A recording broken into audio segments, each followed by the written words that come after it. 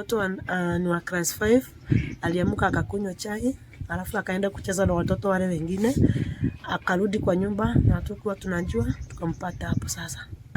Asubuhi alikuwa na furaha, alafu baadaye akarudi kwa nyumba yake, tukampata hapo. Metamu Ndwiga, Assistant Chief Murori Sub-Location, lakini hapa nimerichi Sub-Location, ni mimi nimeshikilia kwa hii wakati. Nikapigia Kianyaga Police Station, OCS akanitumia gari, na wakati tulikuja tukaweza kuangalia kwa kitanda tuone kama ameacha kitu ya kuonyesha ile imesababisha yeye kujiua ama kujitoa uhai.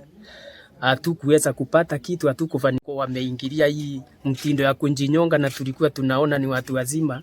Hususan ilikuwa inakisiwa kwamba hii kujiua inaletwa na mambo ya drugs, lakini huyo mtoto hajafika ile umri ya drugs, na hata watu wa area wanasema hajawahi jihusisha na madawa ama kitu ingine.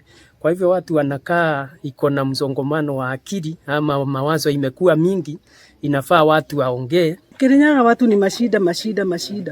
Alijua nini, sijui kama ni sure ama kama ni nini, sijui mimi.